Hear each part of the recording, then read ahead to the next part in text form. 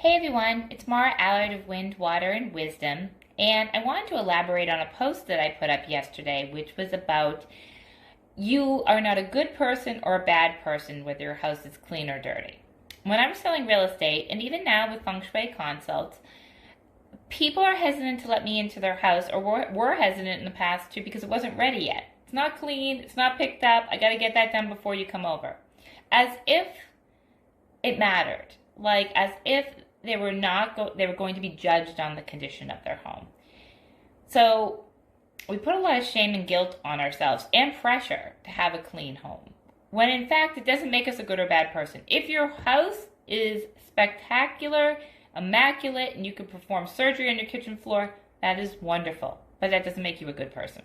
And if you're spending way too much time getting your house in a perfect condition, you may have too much self-worth. Like your self-worth is coming from the condition of your home. At one point in my life, my self-worth was actually fueled by my job. So it can be fueled by anything. We feel better if we have a clean house. We feel better if we're successful in our business. Things like that.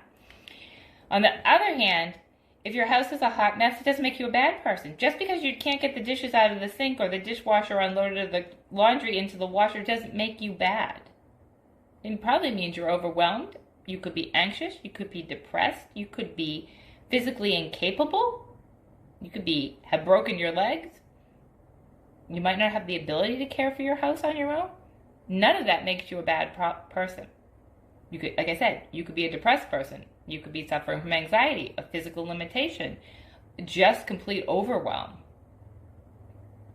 But then none of that makes you a bad person. I was reading a book recently, and she talked about this author about momentum versus motivation. A lot of times we say we can't get motivated, but a lot of times it's just getting the momentum. Just like driving the car, we have to get out of the house, into the driver's seat, turn the ignition, put the car in gear, and back up. There's momentum to get the car moving. We need momentum to do things in our house and in our life. If our houses, as I said yesterday, serve us and we don't serve our houses, then momentum can be a little easier. So our house gives us safety, safety, security, of shelter. It also can be a sanctuary. It can be a place where we work. It can be a place where we raise our children. It is a place to gather. It's a lot of things for us. It's giving us a lot. Our house gives us a lot. Our home gives us a lot. Whether your home is an apartment, a room, whatever, where you lay your head down provides something for you. And it should nurture you. If we see it that way, then something that's giving us something, can we come from a place of compassion, not guilt or shame, to do something? I'm a big fan of a timer because I have an attention span of a snit.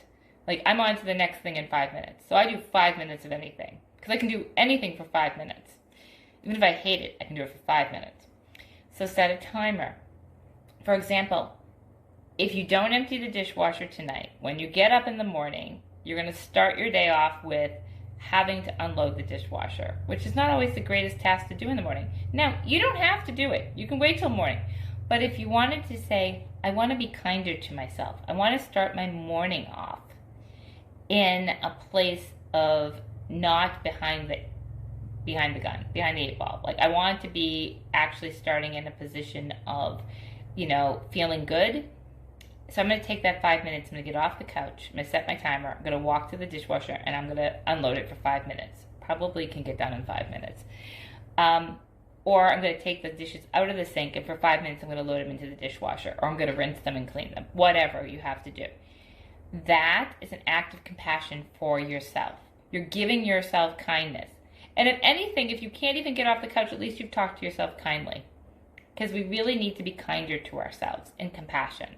If we look at these tasks of our house, I'm going to sweep the floors because I deserve to have clean floors. And I'm only going to do it for 5 minutes, so it might take me a week to get this whole house done. But for 5 minutes, I'm going to give myself that gift of clean floors for my children to crawl on, for my feet. So when I walk barefoot, things aren't sticking to my feet that annoy me. Things like that. Come from it from a place of care and compassion versus I'm a bad person because I can't get my act together. Because you know what? We're good people. And we deserve good things. Have a great day.